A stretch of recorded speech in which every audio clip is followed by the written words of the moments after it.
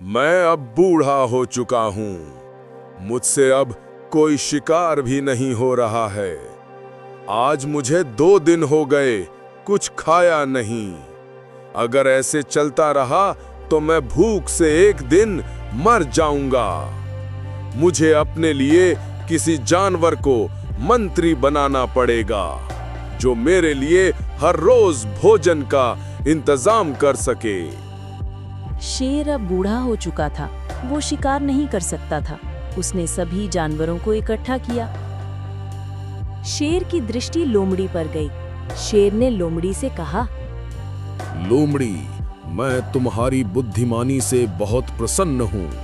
इस जंगल में सबसे बुद्धिमान तुम ही हो। मैं तुम्हें अपना मंत्री बनाना चाहता हूँ। क्या तुम मेरी मंत्री बनोगी? शेर की बात सुनकर लोमड़ी डर गई, क्योंकि वो शेर के स्वभाव से परिचित थी। उसने सोचा, अवश्य कोई तो बात है, तभी शेर मुझे अपना मंत्री बना रहा है। यदि मैं इसकी बात नहीं मानूंगी तो ये गुस्सा हो जाएगा। इसे गुस्सा करना ठीक नहीं, इसे तो चालाकी से ही परास्त करना चाहिए। आप जंगल के राजा हैं, आप मुझे अपना मंत्री बनाएंगे, ये तो मेरे लिए गौरव की बात है। मैं आपकी सेवा के लिए हमेशा तैयार हूँ। शेर ने लोमड़ी को अपना मंत्री बना लिया और कहा, मैं तुम्हें एक काम सौंपता हूँ। तुम प्रतिदिन मेरे लिए भोजन का इंतजाम किया करो। जाओ, मेरे लिए कहीं से भोजन ढूंढ कर लाओ। शेर की बात सुनकर लोमड़ी भोजन की खोज में निकल पड़ी। थोड़ी दूर लोमड़ी को रास्ते में एक गधा दिखा। उसने सोचा, बस इसी को शेर के पास ले चलना चाहिए। ये बड़ा मूर्ख है, शीघ्र ही मेरी बातों में आ जाएगा। अरे गधे भाई, मुझे शेर ने आपके पास भेजा है। वो आपको महामंत्री बनाना चाहते हैं। चलो मेरे साथ और उनका महामंत्री बन के मौज उड़ाओ। क्या जंगल के राजा मुझे मंत्री बनाएंगे? अरे तुम ये क्या बोल रही हो? मैं तो गधा हूँ, मूर्खता के लिए प्रसिद्ध हूँ। मैं भला महामंत्री कैसे बन सकता हूँ? अरे ये तुम क्या कह रहे हो गधे भाई? तुम अपने आप को मूर्ख बता रहे हो। अरे तुमसे बढ़कर बुद्धिमान और मेहनती तो कोई खोजने पर भी नहीं मिलेगा। तुम मेरे साथ चलो और शेर का महामंत्री बनकर सुख का आनंद लो।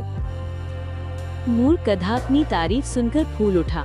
वो लोमड़ी की बातों में आ गया और उसके साथ चल पड़ा। शेर ने जब मोटे ताजे गधे को देखा तो उसके मुंह में पानी आ गया। शेर गधे के पास जा पहुंचा। शेर भूख से बहुत व्याकुल था। वो गधे पर झपटने के लिए आगे बढ़ा। शेर की मंशा भांपकर गधा भाग गया। लोमड़ी ने शेर को रोकने का प्रयत्न किया, पर वो नहीं रुका। अरे मंत्री जी, गधा तो भाग गया। मैं बड़ा भूखा हूँ, किसी प्रकार उसे फिर लाओ। महाराज, आपने जल्दबाजी करके सारा गुड़ गोबर कर दिया। आपको गधे के पास नहीं जाना चाहिए था। आप चुपचाप अपनी जगह पर बैठे रहते। मैं खुद ही गधे को आपके पास ले आती।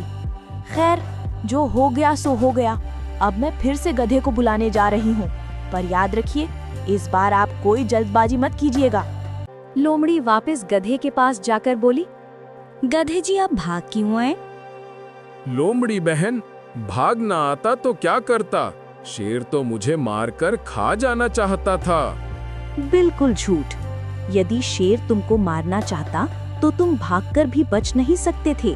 शेर तुम्हारे पीछे दौड़कर तुम्हें खा भी सकता था। सच बात तो ये है कि शेर तुम्हें देखकर बहुत खुश हुआ।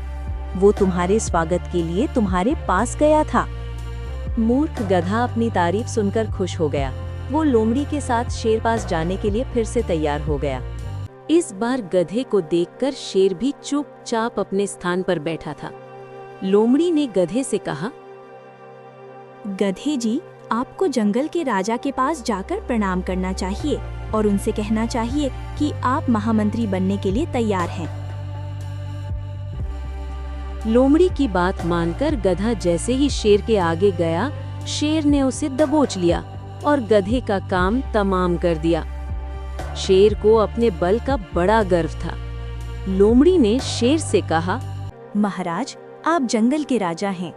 आपको स्नान ध्यान करने के पश्चात भोजन करना चाहिए। शेर को अपनी ताकत पर घमंड था। उसने सोच रखा था कि लोमड़ी उसका कुछ नहीं बिगाड़ सकती। उसने लोमड़ी की बात सुनकर कहा, अच्छी बात है, मैं स्नान करके आता हूँ। जब तक मैं लौट ना आऊं, तुम गधे की लाश की रखवाली करना। आप निश्चिंत होकर जाइए महाराज, मेरे रहते गधे की लाश को कोई छू तक नहीं सकेगा। शेर स्नान करने के लिए चला गया। लोमड़ी ने सोचा, क्यों ना शेर को और भी अधिक मूर्ख बनाना चाहिए। उसे अपने बल पर बड़ा गर्व है। वह भी क्या समझेगा कि किसी लोमड़ी से उसकी भेंट हुई थी। लोमड़ी ने मन ही मन ये सोचकर गधे का सिर तोड़कर उसका दिमाग निकालकर खा लिया। शेर जब स्नान करके आया तो वो गधे को खाने लगा। जब उसका पेट थोड़ा सा भर गया तो उसने गधे की खोपड़ी की ओर देखते हुए कहा, मंत्री जी, गधे का दिमाग कहाँ गया? मैं तो उसका दिमाग खाना चाहता था। महाराज, आप भी कितने भोले हैं। गधी के सिर में दिमाग था ही नहीं। यदि उसके सिर में दिमाग होता तो वो आपके पास क्यों आता। भूख और बल में चूर शेर ने लोमड़ी की ये बात मान ली कि गधे के सिर में दिमाग नहीं था। बात तो सच ही थी कि गधे के सिर में दिमाग नहीं था, मतलब बुद्धि नहीं थी। यदि बुद्धि होती तो वो लोमड़ी की बात मानकर कदापि शेर के पास न जाता। इस कहानी से हमें ये सीख मिलती है कि मूर्ख इंसान किसी की भी बातों में आ जाते हैं जो उनके विनाश का कारण बनती हैं। हमें हमेशा सोच समझकर चलना चाहिए। यदि बुद्धि का सहारा लिया जाए तो उसके द्वारा बलवानों पर भी विजय प्राप्त की जा सकती है।